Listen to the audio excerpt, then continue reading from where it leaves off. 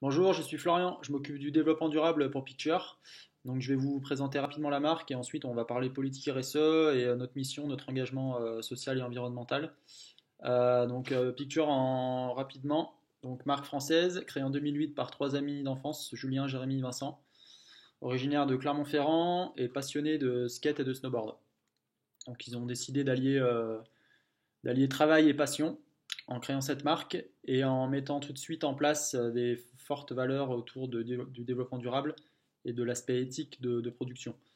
Donc maintenant, Picture, c'est 50 employés répartis sur deux sites, donc Clermont-Ferrand et Annecy. Clermont, c'est le siège, et Annecy, c'est des bureaux marketing, design et commerciaux. 1100 revendeurs à travers le monde, donc des revendeurs multimarques dans lesquels on est présent, et 7 franchises en France et qu'on essaye de développer à l'international. Donc environ 20 millions de chiffre d'affaires.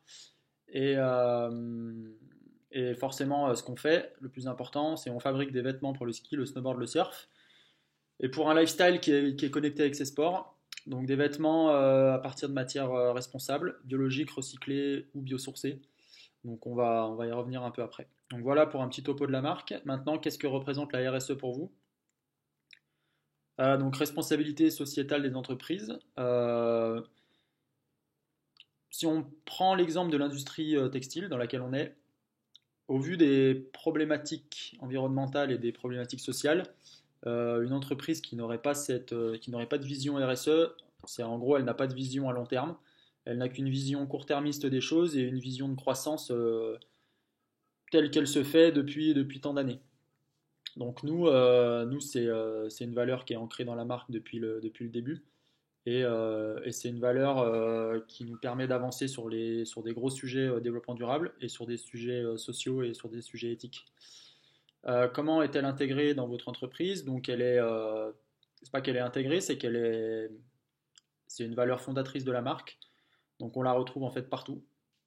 Si on fait un petit cycle de vie rapide du produit, on la retrouve à l'échelle des matières premières, à l'échelle de la production, à l'échelle du packaging, sur la partie transport, la partie utilisation des produits par les consommateurs, fin de vie. Donc ça, c'était pour le cycle de vie du produit, mais on peut aussi parler de culture interne d'entreprise, de marketing, d'athlètes qu'on sponsorise, de soutien à des associations, de prise de position et de prise de parole sur des groupes influents. Donc voilà, la RSE est partout et elle régit en fait nos activités d'entreprise. Donc on l'a adopté depuis le début de la marque, donc depuis 10 ans, ça fait partie des valeurs historiques. Des exemples d'actions RSE au sein de votre entreprise. Alors en fait, il y en aurait plein, mais je pense que la plus significative et la plus emblématique, c'est c'est le suivi qu'on peut avoir et la connaissance en fait de notre supply chain sur 84% de notre volume de production. Donc c'est-à-dire que pour ces 84% de volume de prod, on connaît exactement l'ensemble du process. Donc par exemple sur la partie coton biologique, nos vêtements en coton bio, ils sont fabriqués en Turquie, dans une usine avec laquelle on travaille depuis 10 ans. Donc ça veut dire quoi? Ça veut dire qu'on a développé une connaissance de cette usine, une connaissance des travailleurs et des managers. On a développé du volume, on a développé du business, et du coup on est influent avec cette usine. Qui dit influence dit la possibilité de mettre en place des initiatives et de faire bouger les lignes. Euh, Ça nous a permis, entre autres, en travaillant avec l'usine, de retracer toute la chaîne de valeur et de commencer le process au champ de coton jusqu'à la confection. Donc de connaître l'ensemble des acteurs qui font partie de ce process, de les visiter, de discuter avec eux, de voir comment ça fonctionne, de voir comment ils travaillent. Donc moi j'étais en Turquie il y a un an pour faire cet état des lieux et cet audit. Donc on a démarré des champs de coton, on a vu ensuite la partie de ginning, donc là où il sépare la fibre de la graine. On a vu la filature, le tissage, la teinture et enfin la confection. Donc d'un point de vue process, hyper intéressant de voir comment ça fonctionne, de voir aussi qu'il y a des process sur lesquels on peut être meilleur, notamment sur la teinture. Connaître ces problématiques et voir comment on peut les exploiter pour améliorer les choses. Et enfin, d'un point de vue social et d'un point de vue transparence, connaître les gens qui sont derrière nos produits, mettre en place des initiatives avec eux. Il y a Fairware Foundation qui vient monitorer 100% de notre production sur de la mise en place d'audits et sur des facteurs clés qui sont spécifiques à chaque pays. Donc des risques qu'il peut avoir en usine sur des pays spécifiques. Par exemple, si on reste sur la Turquie, un des risques majeurs en 2018, c'est l'emploi illégal de réfugiés syriens. Donc Fairware Foundation est là pour nous aider à ce que ça n'arrive pas. Et en fait, pour revenir à la relation historique qu'on a construite avec cette usine turque, euh, on est très influent avec elle parce qu'on représente énormément de business pour elle. Et du coup, l'influence permet de mettre en place des initiatives au profit des travailleurs, au profit de l'usine en elle-même, sur par exemple une transition énergétique en termes d'énergie utilisée. Donc ça, c'est quelque chose dont on est assez fier, de pouvoir sur autant de volume de prod, d'avoir la main là-dessus et d'avoir une vraie connaissance des choses et une vraie possibilité de faire bouger les lignes.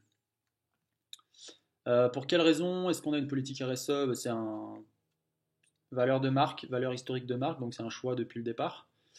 Donc voilà, je vais faire assez vite là-dessus. Les impacts positifs et ou négatifs de la RSE sur notre entreprise. En fait, impact positif, on essaye de créer un impact positif. Mais de toute façon, dès l'instant où on crée quelque chose, où on fabrique quelque chose, on a un impact. On aurait eu moins d'impact, si vous voulez, à pas créer la marque. Et voilà. Mais par contre, créer un impact positif, c'est inspirer le changement, démocratiser l'achat responsable et engager tout un tas de partenaires avec nous. Donc engager les usines sur des modes de fabrication plus éthiques, engager les consommateurs vers un mode de consommation plus responsable, engager les clients avec lesquels on travaille. Donc quand je dis clients, c'est les magasins, pour qu'ils puissent avoir des politiques d'achat auprès d'autres marques qui soient aussi plus responsables. Donc voilà, c'est inspirer le changement, avoir un impact positif et emmener plein de personnes avec nous dans ce changement. Impact négatif, je ne vais pas considérer ça comme un impact négatif, mais plutôt comme certaines barrières qui nous empêchent d'aller aussi vite qu'on le voudrait. Donc, euh, donc en fait, là par exemple, un des gros changements de marque qui va avoir lieu dans les 10 prochaines années sur une vision moyen-long terme, c'est de sortir de la dépendance aux énergies fossiles. Donc sur tous les pôles de la marque, sortir d'une dépendance au charbon, au gaz naturel et au pétrole. Un exemple assez concret, aujourd'hui pour fabriquer une veste, il y a trois méthodes. Il y a une méthode conventionnelle en sourçant du pétrole pour créer du polyester.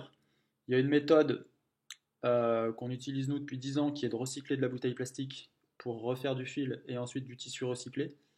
Et enfin la troisième méthode, c'est de biosourcer du polyester issu de plantes, issu de glucose de canne à sucre par exemple.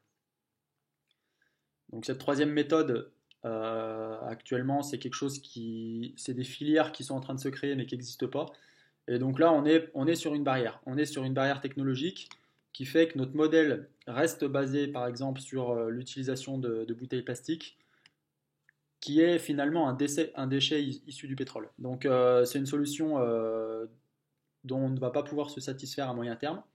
Mais en même temps, il y a des barrières existantes qui font que la création d'un produit en biosourcing polyester n'existe pas vraiment.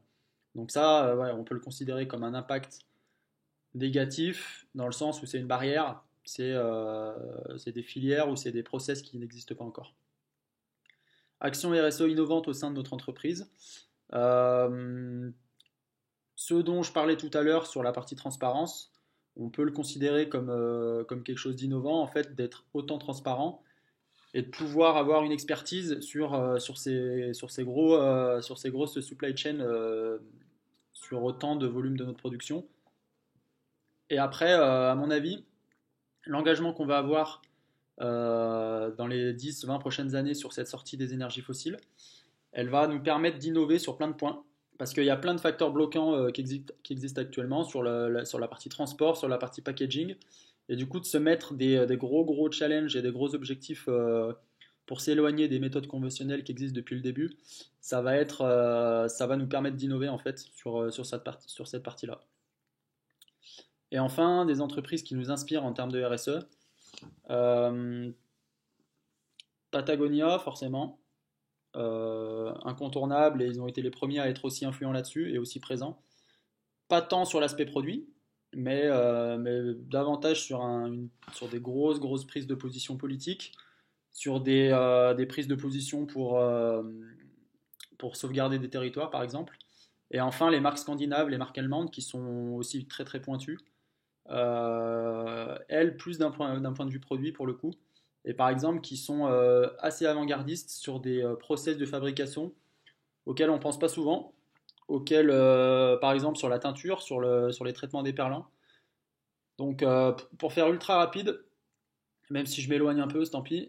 En 2012, Greenpeace a sorti une campagne qui s'appelait Detox, qui a alerté en fait les consommateurs et l'industrie sur l'utilisation de traitements d'éperlants nocifs utilisés pour les vestes de ski. Donc historiquement, on veut que notre produit soit déperlant quand on est sous la pluie, quand on est sous la neige, et on utilise des traitements chimiques qui sont appliqués sur les tissus. Donc Greenpeace a fait cette campagne qui s'appelait Detox et a relevé en fait que dans 90% des cas sur toutes les vestes de grandes marques de l'industrie, on retrouvait des agents chimiques nocifs pour l'environnement et pour la santé sur ces produits, sur ces traitements d'éperlants. Picture et les marques scandinaves et les marques allemandes ont été les premières à réagir pour trouver des solutions et pour mettre en place des traitements d'éperlants sans PFC. Donc ces PFC, c'est les fameux agents chimiques problématiques. Donc ouais, on peut dire qu'avec les marques allemandes et les marques scandinaves, on est avant-gardiste là-dessus. Voilà, donc j'ai essayé de faire pas trop long, pas trop chiant, j'espère. Et puis s'il y a d'autres compléments d'infos, je reste dispo. Bon courage pour le projet et à bientôt. Merci.